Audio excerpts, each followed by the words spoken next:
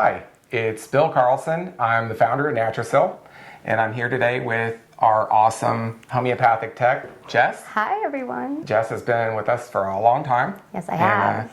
We're in our 15th year now. I can't believe that. I can't either. Wow. I mean, that's a long time. So, Jess, she has a friend who has a dog with dog warts, and I think it's a great time to discuss it and actually show how, what the various treatment options are. Absolutely, because I have dogs. I haven't experienced dog warts yet. And so, working here, I get a lot of emails and a lot of questions and comments.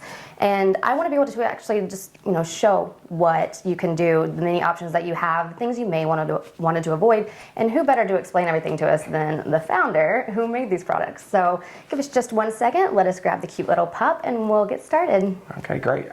Hi. I always like to get to know our cute little customers. This is Snickerdoodles, and I guess we'll just call her Snickers for short. Yeah. She's presenting today to us with the Canine Papillomavirus, otherwise known as dog warts. Not to be confused with the human papillomavirus, so don't worry about catching any human warts from this. Yeah, yes. Dog or canine papillomas are not transferable to humans, so that's awesome. That's good news. On the other hand, within a dog or between dogs, they are, fairly contagious. And this is all really promoted through their immune system has the ability to fight their canine papillomavirus. And sometimes as dogs get older or they're in a stressful situation, and it doesn't even have to lead to that, they can get this canine papillomavirus or dog warts. And so it's not necessarily, something that they would catch from someone else. It's just something that's automatically in their system. And then, with their immune system, when it starts getting lower than they can, or weaker, then yes, they just start presenting the warts? They can present or pop up on their own. Okay. Or they can be transferable between other dogs. I think in Snicker's case, I don't think she lives with another dog or has a lot of exposure. So she has several here. I'm going to get a close up here. I think there's one on her rear here. And a larger one here in the center. It almost looks pinkish in color. And then on her head, she has one, and it's actually a blackish color. So we've represented kind of a bunch of the different colors that you'll see. So they could be any color from pink, scaly, sometimes they're bleeding, to a black color. And so I want to talk very quickly about what the opportunities are to get rid of this. I mean, basically, you can obviously go see the vet. There's certainly nothing wrong with that, I think. Depends on your budget, really. Well, it depends on your budget and also time constraints. Right. Because I'm just going to tell you that if you go to the vet, you're going to have to go back, no matter what product you use or which method you decide, you're going to have to go back multiple times for this to be treated. So some of those treatment options are, and this is for both you at home or when you go to the vet, it's going to be something called, are you familiar with electrocautery? No. It's Cautery? Electrocautery? Yes. Yeah, electrocautery. Electrocautery is actually an high voltage electrical impulse or pulse that comes out of it's like a wand tip. And it's almost like a lightning bolt going into the skin. And it can be very scary and painful for the dog. And unfortunately, most of the options that are available from the vet or even on the home side are painful. So one of the other options is to use. This is for my cryosurgery. Yeah. Can't use it on her. But this is. I don't know if you can see it, but oof, ow. That even made a sound. Yeah. Ow.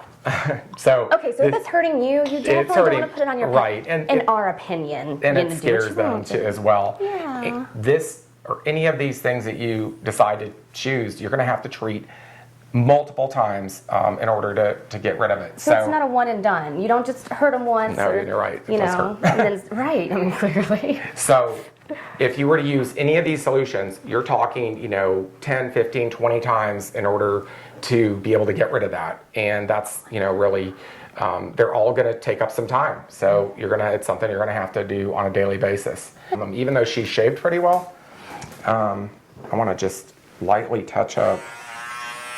So we're going to take, I want to be careful not to hurt them.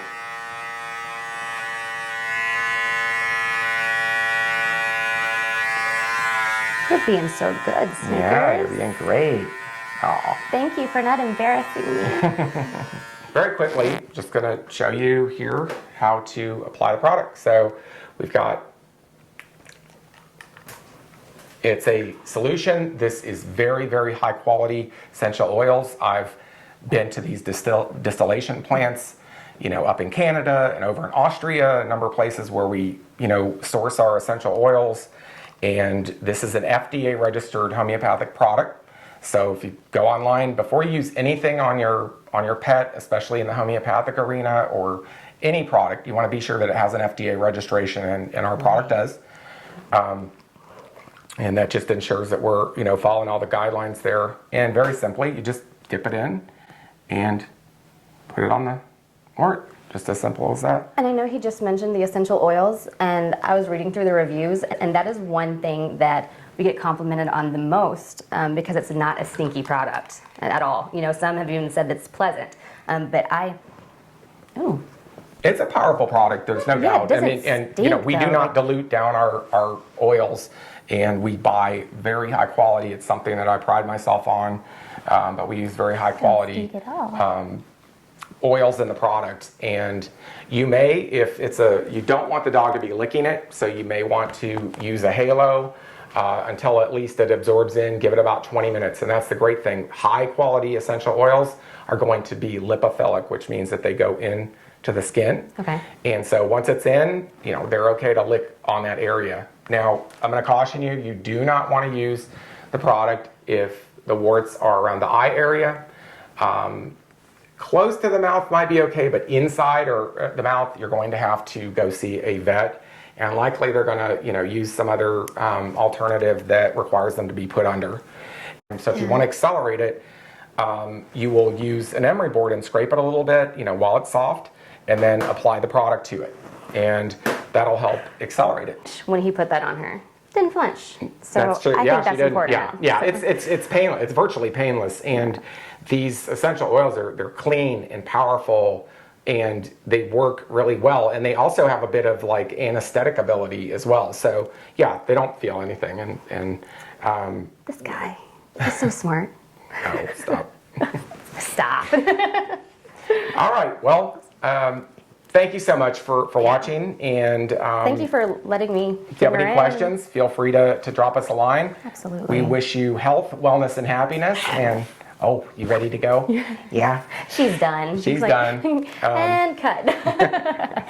No, but from all of us here at Naturasil, we do appreciate you watching, and we hope that, if you do have any questions, like you said, get in touch with us. We're happy to talk to you and, go over any concerns that you may have. And also send your feedback to us. Let us know how it worked for you. I'd love to share that, because it's what we do this for, We want to make sure that everybody is taken care of in the most natural and healthy way. And so if we can give you a safer alternative, let's do it. All right. Thanks. Bye, everyone. Bye.